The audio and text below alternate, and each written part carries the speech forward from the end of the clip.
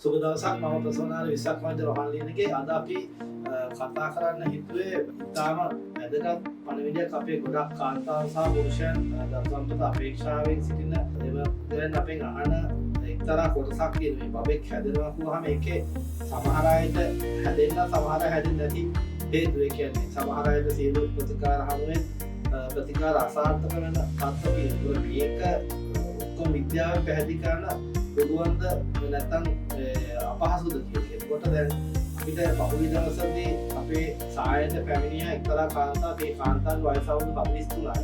පළවෙනි බබා සති 39ක්. ඒ කියන්නේ තව සතියක් හිටියොත් බබා මෝරලා එළියට ගන්න පුළුවන්.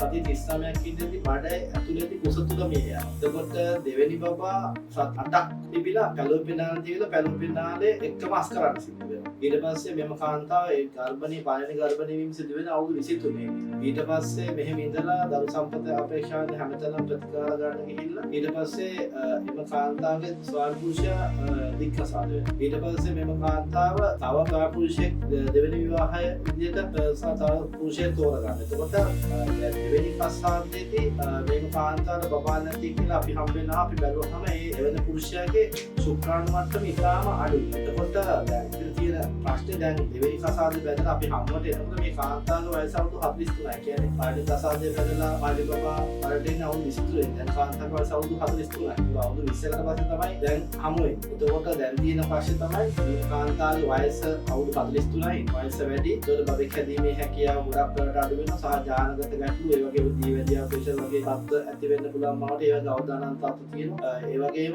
දැන් තියෙන ලොකුම ගැටලුව තමයි දෙවෙනි ස්වාමිපුරුෂයාගේ දෙවෙනි කසාදේ හම්බෙන ස්වාමිපුරුෂයාගේ ශුක්‍රාණු මට්ටම අඩුයි. එතකොට දැන් මේකේ අපි හැමදාම දකිනවා කල්ලයක් සෑදීම සරු ශුක්‍රාණු සාඩිම්බක එක්වීම වගේම එක ජීවයක් ලැබීම ඉතා වැදගත් කරුණක්. නමුත් අපි දන්නවා දැන් මේ කාන්තාවට ජීවයන් දෙකක්ම ලැබිලා තියෙනවා. ඒ කියන්නේ පළවෙනි කල්ලයක් හැදිලා ඒක සති 39ක් වෙනකම් තිබිලා කුස තුල මේ යනකොට ඒකේ පරීක්ෂණ කරපු ටික ඔක්කොම නෝමල් වෙලා. ඒ කියන්නේ ජීවිතයව කිසිම හේතුවක් හොයාගන්න බැරි වෙලා. දෙවෙනි බබා පැලෝපිනාලේ ඉඳලා පැලෝපිනාලයක් නැති වෙලා අහිමි වෙලා ඒ බබත් නැති වෙනවා. එතකොට ඊට පස්සේ ස්වාමිපුරුෂයාත් නැති වෙනවා. ඊට පස්සේ දෙවෙනි කසාදේ හම්බෙන්න ස්වාමිපුරුෂයාගේ ශුක්‍රාණු මට්ටම ඉතාම අඩුයි. ඒ වගේම දැන් ඇයගේ වයස අවුරුදු 43. එතකොට මේක දිහා බැලුවහම මේක එකේ ගොඩක් කතා වස්තු ගොඩක් මේක තුල ගැප් වෙලා තියෙනවා. අපි දැක්කම බතු පිටින් පෙනෙන දේම නෙමෙයි මේකේ තියෙන මට්ටම. මොකද එම කාන්තාවගේ පළවෙනි බබා ඇත්තටම කුස තුල හැදිලා තියෙනවා. වැඩිලා අවසාන අන්තිම මොහොතේ තමයි බබා නැති වෙන්නේ. දෙවෙනි කලලය ගර්භාෂයෙන් පිටත පැලෝපිනාලේ හැදිලා පැලෝපිනාලෙත් එක්කම නැති වෙනවා. ඒකට කල්ලයක් සෑදෙනවා කිව්වහම ඒක